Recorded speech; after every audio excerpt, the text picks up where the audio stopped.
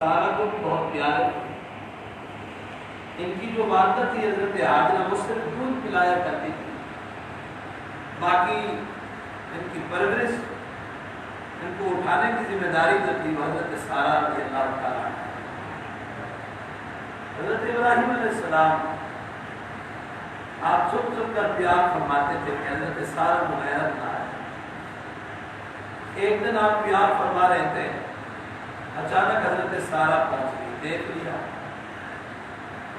غیرت آ گئی، غصے میں پڑ گئی، فرمانے لگی اس وقت تک میں راضی نہیں ہوں گی جب تک آپ اس کو اور اس کی والدہ کو جنگل بیابان میں چھوڑ کر نہ آؤ۔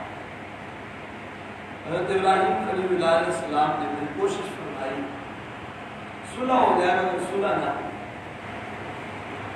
اللہ تعالیٰ کا حکم ہو گیا کہ میری مرضی بھی وہی ہے تو میری بندی حضرت سارا کی۔ تو بڑوں کی لڑائی میں بھی ایک راز ہوتا ہے۔ تو حضرت ابراہیم خلیل اللہ علیہ السلام اپنی بیوی حضرت حاجرہ رضی اللہ تعالیٰ عنہ اور اپنے اکلوتے بیٹے حضرت اسماعیل ذبیح اللہ علیہ السلام آپ سواری پر بٹھا کر جنگل بیابان کو چھوڑنے کے لیے روانہ۔ جہاں پر ایک اعتراض کیا جاتا ہے، عیسائیوں کی طرف سے مسلمانوں پہ اعتراض ہوتا ہے، وہ اعتراض اس کا جواب عرض کر کے اپنی گفتگو کو مکمل کرنے کی کوشش کرتا ہے۔ اعتراض یہ کیا جاتا ہے عیسائیوں کی طرف سے کہ حضرت اسماعیل ذبیح اللہ کی والدہ جو تھی حضرت حاجرہ تھی، وہ لوٹی تھی، حضرت اسحاق علیہ السلام کی والدہ جو تھی حضرت سارا تھی، یہ آزاد عورت تھی، اور حضرت سارا کو حضرت حاجرہ پر فوقیت حاصل تھی۔ وہ دراصل اس کے اعتراض سے حضرت اسماعیل ذبیح اللہ سے حضرت اسحاق علیہ السلام کو فضیلت دینا چاہتے ہیں۔ کہتے ہیں حضرت اسحاق علیہ السلام کی شان حضرت اسماعیل ذبیح اللہ سے زیادہ ہے۔ اب علماء نے، امت مسلمہ کے علماء نے اس کی کئی جوابات دی، میں صرف ایک جواب پر اتفاق کرتا ہوں کہ حضرت حاجرہ جو تھی وہ لونڈی نہیں تھی بلکہ بادشاہ کی صاحبزادی تھی، سبتی بادشاہ کی بیٹی تھی، اور جب وہ جو مصر کا بادشاہ تھا، ظالم بادشاہ، جو حسینہ جمیلہ عورت اس کے ملک میں داخل ہوتی تھی وہ اس کے ساتھ برائی کرتا تھا، اگر اس کے ساتھ اس کا شوہر ہوتا اس کو قتل کروا دیتا، بھائی اور باپ ہوتا تو اس کو چھوڑ دیتا۔ تو یہ اس بادشاہ کی بیٹی تھی۔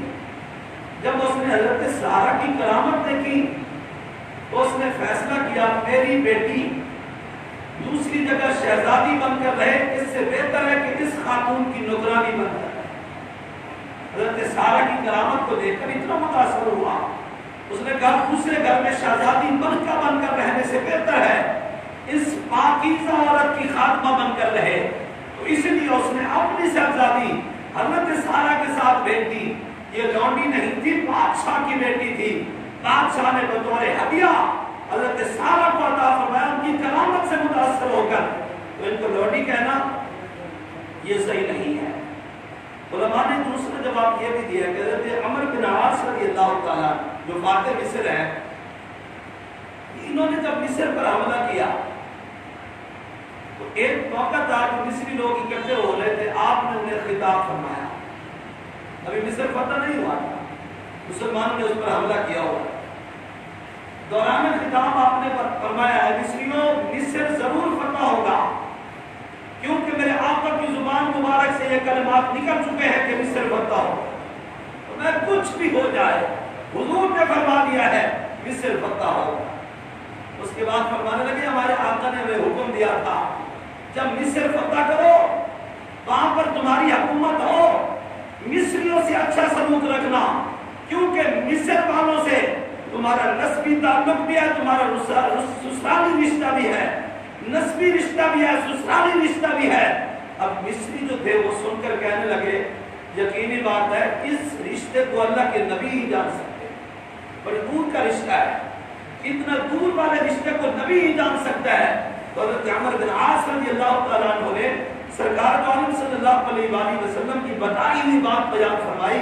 فرمایا حضور صلی اللہ علیہ وآلہ وسلم نے ارشاد فرمایا عرب سرزمین عرب کے ایک بادشاہ نے مصر کی ایک عورت سے نکاح کیا تھا. اب وہ ملکہ تھی، شہزادی تھی. عین شمس کے لوگوں نے حملہ کیا اور ہمیں مغلوب کر دیا، بادشاہ کو قتل کر دیا.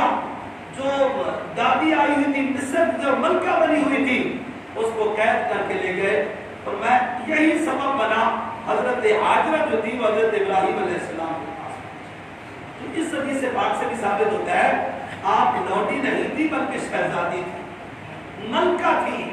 اللہ نے ان کے بطن اقدس سے حضرت اسماعیل جیسے فرزند ارجمند کو عطا فرمایا جن کے نسب سے تمہارے اور میرے آقا کی ذات کی سنی ابھی چل رہا ہے. سید حضرت اسماعیل ذبیح اللہ علیہ السلام جنگل میں آباد میں عزت والے گھر کے پاس جہاں پر ایک اونچا ٹبا تھا، آبادی کا نام و نشان نہیں تھا، صرف ایک درخت.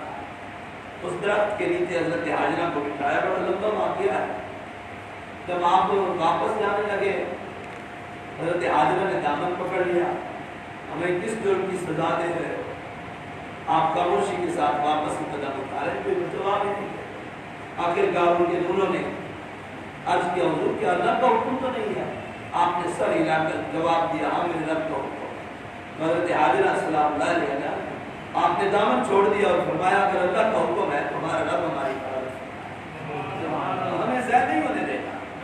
حضرت ابراہیم خلیل اللہ علیہ السلام آپ جب اتنا دور پہنچے کہ حضرت حاجرہ اور آپ کے صاحبزادے آپ کی نظروں سے اوجھل ہو گئے، ایک پہاڑی پر کھڑے ہو کر اور بڑے سوز و گداس لہجے سے آپ نے دعا فرمائی. اللہ تعالیٰ کو وہ دعا اتنا پسند آئی کہ اللہ کریم نے اس دعا کو قرآن کا حصہ بنایا. پورا ایک رکوع ہے سورۃ ابراہیم شریف کا، اور اس دعا میں آپ نے اللہ کی بارگاہ میں عرض کیا اللہ میں اپنی اولاد میں سے کچھ حضرات کو، کچھ اولاد میں سے کچھ لوگوں کو، اپنی بیوی کو، اپنے صاحبزادے کو میری عزت والے گھر کے قریب بٹھا کر جا رہا ہوں میرے حکم سے. ربنا اقیم الصلاۃ، پہلی دعا آپ نے یہ کی اللہ کی نے نماز کا پابند، انہیں نماز کی توفیق. دوسری دعا فجعل افئدۃ من الناس تهوی الیہم، اللہ لوگوں کے دلوں میں ان کی محبت پیدا فرما دینا. یہ دوسری دعا تھی. تیسری دعا وارزقہم من الثمرات، اللہ انہیں پھلوں کا رزق عطا فرمانا تاکہ یہ شکر ادا. حضرت ابراہیم خلیل اللہ علیہ السلام کی تینوں دعائیں اللہ کی بارگاہ میں. آپ واپس چلے گئے. حضرت اسماعیل ذبیح اللہ کے ذبح کا واقعہ بھی ایک موقع پر پیش آیا. بعض علماء فرماتے ہیں جب آپ کو ذبح کیا گیا مینا کے مقام پر تو آپ کی عمر 13 سال، لیکن کچھ علماء یہ بھی فرماتے ہیں کہ 13 سال نہیں تھی بلکہ اس وقت آپ شادی شدہ بھی تھے. اس وقت یہ ذبح کا واقعہ پیش آیا.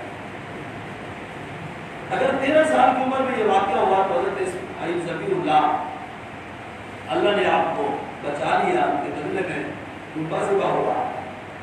حضرت ابراہیم خلیل اللہ علیہ السلام آپ واپس ملک شام کی طرف چلے گئے. اللہ تعالیٰ نے وہی وادی منا میں آپ کو بشارت دی وبشرناہ باسحاق. اللہ فرماتے ہیں ہم نے اسماعیل علیہ السلام کی قربانی کو قبول کر کے ہم نے اسحاق علیہ السلام کی بشارت دی. اے ابراہیم اللہ آپ پر راضی ہے، آپ پر سلام ہو، اللہ آپ کو اسحاق علیہ السلام جیسا فرزند ارجمند دیتا. حضرت سارہ رضی اللہ تعالیٰ عنہ کے بطن اقدس سے اللہ نے حضرت اسحاق علیہ السلام کا، آپ کی چونکہ پہلے بچہ نہیں تھا، اولاد نہیں تھی، جب اولاد ہو گئی تو آپ ان کی طرف زیادہ رغبت کرنے لگی، مصروف ہو گئی. تو ایک دن حضرت ابراہیم خلیل اللہ علیہ السلام نے فرمایا عرصہ ہو گیا ہے حضرت اسماعیل کو میں نے نہیں دیکھا، اگر اجازت ہو تو میں یہاں سے چلوں مکہ شریف جا کر اپنے بیٹے سے ملاقات کروں. حضرت سارہ کیونکہ جوش غیرت میں تھا، وہ کم ہو چکا تھا اپنے بیٹے کی ولادت کی وجہ سے، کہنے لگی اجازت تو دیتی ہوں مگر ایک شرط ہے، آپ نے اپنا قدم زمین پر نہیں رکھنا، سواری پر بھی بیٹھ گیا اور واپس آپ نے سواری پر بیٹھے بیٹھے واپس آ جانا ہے۔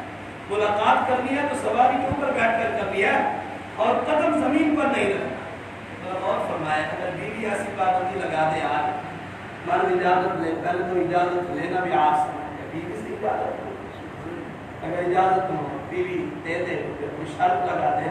اس زمانے کی بدترین عورت کوئی بیوی ہوتی ہے کہ وہ مرد پر پابندیاں لگائے۔ مجھے یہاں دیکھیں اللہ کے کریم اجازت مانگ رہے ہیں تب الانبیاء، لیکن ادھر بیوی شرط لگا رہی ہے، پاؤں زمین پر رکھنے کی اجازت نہیں، سواری پر بیٹھے بیٹھے لگا۔ تو آپ مکہ شریف کی طرف آپ نے سفر فرمایا، بڑے اعلان ہوئے، وہاں پر گئے تو دیکھا آبادی ہے، حضرت اسماعیل ذبیح اللہ کی شادی ہو چکی ہے، قبیلہ بنی جرہم میں آپ نے شادی فرمائی اور پوچھتے پوچھتے اس مکان تک پہنچے، دروازے پر دستک دی، بہو باہر آئی، پوچھا حضرت اسماعیل کہاں ہیں؟ جی شکار پر گئے ہو، اندر آ جائیے حضور، ہمیں اجازت نہیں۔ سوال کر دیا زندگی کے ایام کیسے گزر رہے ہیں؟ حضور بڑے تنگ آ رہا، سارا دن شکار کرتے ہیں، شام کو گوشت لے کر آتے ہیں، بس زمزم اور گوشت پر گزارا ہے، زندگی بڑی مشکل سے گزر رہے ہیں۔ حضرت ابراہیم خلیل علیہ السلام کو یہ بات بڑی ناگوار گزری، فرمانے لگے شام کو حضرت اسماعیل جب واپس آئے نا ان کو میرا سلام کہہ دینا اور ساتھ کہنا یہ تو چوکٹ جو ہے نا یہ اس گھرانے کے لائق نہیں ہے، اس کو تبدیل۔ ناشکری عورت ہمارے گھر میں ہو، نبیوں کے گھر میں ناشکری عورت ہو، آپ کو کی تعلق ہے ناشکری کرنا۔ حضور صلی اللہ علیہ وسلم کا فرمانا نشان بھی حضور فرماتے میں نے جہنم کو دیکھا اور میں نے اس میں کثرت کے ساتھ عورتوں کو دیکھا ہے کیونکہ وہ ناشکری کیا کرتے۔ حضور صلی اللہ علیہ وسلم سے سوال کیا کہ حضور کیا وہ اللہ تعالیٰ کی ناشکری کرتی ہیں؟ اور میں نہیں، وہ اپنی خامد کی ناشکری، پوری زندگی مردوں کی خدمت کرتا رہے، ایک موقع پر اگر اس کی ڈیمانڈ کو پورا نہ کر سکے تو عورت یہی الفاظ کہہ دیتی ہے اس گھر میں آ کر کبھی میں نے سکھ دیکھا ہی، اور میں اس وجہ سے ان کی ناشکری کی وجہ سے جہنم میں سب سے زیادہ میں نے عورتوں حضرت ابراہیم خلیل اللہ علیہ السلام جیسا نبی ہو اور ان کی بہو جو ہے وہ ناشکری کرے تو آپ نے یہ پیغام دے کر واپس چلے گئے۔ حضرت اسماعیل ذبیح اللہ جب شام کو واپس آئے تو نبوت کی انوار محسوس ہوتا ہے، خوشبو ہی خوشبو تھی، سمجھ گئے لگتا ہے آپ میرے والد بزرگوار تشریف لائے۔ دروازے پر دستک دی، بیوی نے دروازہ کھولا، سب سے پہلے سے یہی سوال کیا آج کوئی آئے تھے؟ جی حضور ایک مہمان تھے، بزرگ تھے، سواری پر سوار رہے، میں نے بڑی کوشش کی کہ آپ نیچے تشریف لائیں، انہوں نے کہا اجازت نہیں۔ اب دیکھیں آج کل جی بیوی کے ساتھ تو بات کر لیجیے کیسے ہی کروں گا، وہاں جا کر اپنی مرضی کی، بھی ادھر تو وعدہ کر رہے تھے نہیں جی وہ بس اس کے ساتھ تو ایسا کرنا ہی تھا، کبھی تو ہم نے اپنی مرضی ہے۔ جہاں دیکھیں خلیل اللہ علیہ السلام اللہ کے پیارے خلیل نے جو وعدہ فرمایا وہ پورا کیا، سواری کے نیچے اپنے زمین پر قدم نہیں رکھا بلکہ سواری پر کوئی حکم تو نہیں فرما گئے تھے جی، حکم یہی دیا، حالات پوچھے، میں نے کہا بڑے تنگ حالات، انہوں نے فرمایا چوکٹ کو تبدیل کر دو، یہ تمہارے گھر میں رہنے کے قابل نہیں ہے۔ تو آپ نے فرمایا چھٹی کرو، اپنے میکے چلی جاؤ، چوکٹ سے مراد ہوا ہے تم نے ناشکری کی ہے، وہ میرے ابا جان تھے مجھ پر ناراض ہو گئے ہیں، لہٰذا تو واپس اپنے میکے چلی جا۔ علماء نے لکھا ہے 12 بیٹے ان سے پیدا ہو چکے، حضرت اسماعیل ذبیح اللہ نے ان کو طلاق دی۔ اب دوسری شادی اسی قبیلے کے سردار نے اپنی بیٹی کے ساتھ ان کا نکاح کیا۔ کچھ عرصے کے بعد حضرت ابراہیم خلیل علیہ السلام نے پھر اجازت مانگی حضرت سارہ سے، پہلی مرتبہ گیا تھا ملاقات نہیں ہو سکی، اب شفقت قدری کا غلبہ ہے، اجازت ہو تو اپنے بیٹے کے ساتھ ملاقات کروا۔ تو آپ نے وہی شرط رکھی اجازت میں دیتی ہوں مگر قدم زمین پر نہیں، سواری پر بیٹھے بیٹھے ملاقات کی، یہ مجھے منظور ہے یہ شرط۔ آپ ملک شام سے چلے مکہ شریف پہنچے، دروازے پر دستک دی، بہو آئی، نئی بہو تھی، مجھے حضرت اسماعیل کہاں ہیں؟ جی شکار پر گئے۔ اب بہو نے جب دیکھا تو منت سماجت کی حضور اندر تشریف لائے اور میں مجھے اجازت، حضور آپ کی داڑھی مبارک میں مٹی ہے، सर मुबारक के बालों में मिट्टी है, मुझे इजाज़त है मैं आपको गुस्ल करा देती हूँ, तो मैं मुझे नीचे उतरने की इजाज़त नहीं है। हुजूर मैं पत्थर लेकर आती हूँ, आपसे साथ रखती हूँ, आप उस पर कदम रखें, एक हिस्सा मैं धो लूँगी, फिर दूसरा हिस्सा धो लूँगी। मेहरबानी फरमाया नीचे ना आए, मुझे खिदमत का मौका हो जाए। तो वो पत्थर लेकर आए, वो रखा, हज़रत इब्राहीम खलीलुल्लाह ने उस पत्थर के ऊपर कदम रखा, उन्होंने दाढ़ी मुबारक और सर मुबारक और ये हिस्सा एक हिस्सा उन्होंने धोया, फिर दूसरी साइड पे पत्थर रखा। हज़रत इब्राहीम खलीलुल्लाह की समझ पर आप बहुत हैरान हुए, उनको दुआ दी और दौराने जो गुस्ल ले रही थी पूछा कैसे गुजर औकात हो रहे हैं? हुजूर अल्लाह का करम है, शाम को आते हैं, गोश्त लेकर आते हैं, गोश्त भी खाते हैं और ज़मज़म का पानी भी पीते हैं, अल्लाह का करम है, बड़ी अच्छी जिंदगी। बाप ने फरमाया अल्लाह तुम्हारे पानी में भी बरकत दे, अल्लाह तुम्हारे गोश्त में भी बरकत दे। तो मैं शाम को मेरे खामन जब वापस आए ना, उन्हें मेरा सलाम कहना, बाद सलाम कहना कि ये चौखट अच्छी है, इसकी हिफाजत करना, इसको ज़ाया नहीं। तो शाम को हज़रत इब्राहीम खलीलुल्लाह अलैहिस्सलाम जब चले गए तो हज़रत इस्माइल ज़बीहुल्लाह जब आए तो नबूवत के अनवार महसूस हुए, समझ गए आज लगता है वाले साहब फिर तशरीफ लाए। दरवाजे पर दस्तक दी, बीवी ने दरवाज़ा खोला, जी आज कोई आए थे, जी एक बुजुर्ग थे, मैंने बड़ी मिन्नत सवालियत की अंदर तशरीफ लाए, उन्होंने कहा इजाज़त नहीं, मैंने सवारी पर बैठे बैठे उनको गुस्ल कराया, फिर वो हुक्म तक दे गए, उन्होंने हुक्म दिया है कि ये चौखट अच्छी चौखट है, इसकी हिफाजत करनी है, मैं तुझे मुतारिफ हूँ, चौखट से मुराद तू है और आप मुझे हुक्म दे गए इसको ज़ाया नहीं करना, ये बड़ी अच्छी बात है। ये अच्छी क्यों ना हो जिन्होंने हुजूर की दादी बनने का शर्फ हासिल होना। अल्लाह ताला ने ऐसी औरत का इंतखाब फरमाया कि हर वक्त जिनकी जुबान पर अल्लाह का शुक्र जाएगा। इसलिए तो सरकार फरमाते हैं हज़रत आदम अलैहिस्सलाम से लेकर हज़रत अब्दुल्ला तक हुजूर फरमाते हैं पाक पुश्तों से पाक पेटों की तरफ मुंतकिल होता रहा और सब के सब मोमिन भी थे और तय्यब और ताहिर भी थे। फरमाते मेरे आबा व अजदाद में कोई बदकार भी नहीं था, कोई मुशरिक भी नहीं था, सब के सब मुबहिद भी थे और तय्यब और ताहिर। मेरे आबा व अजदाद में से मेरे जो बाप दादा थे वो भी तय्यब और ताहिर थे, मेरी माँ और मेरी नानी ये भी सब के सब थे। बाबा में ज़िम्मेदार नबी करीम सल्लल्लाहु अलैहि वसल्लम का खानदान जो है अशरफ और आला खानदान, हर दौर के अंदर हुजूर का खानदान अफजल और आला खानदान। इंशाअल्लाह जुम्मे का चूंकि टाइम हो चुका है, वाक़िया जो है मैं नमाज करूँगा, दुआ करें अल्लाह करीम हम सबको पुरानी तालीमात पर अमल की तौफीक अता फरमाए। हज़रत इब्राहीम खलीलुल्लाह अलैहिस्सलाम अल्लाह करीम हम सबको पक्का सच्चा मुसलमान बनाए और हमें सही मसरफ पर खर्च करने की तौफीक अता फरमाए। वमा तौफीक़ी इल्ला बिल्लाह अलैहि तवक्कलतु व इलैहि उनीब। जिन हालात में सुन्नत अदा फरमानी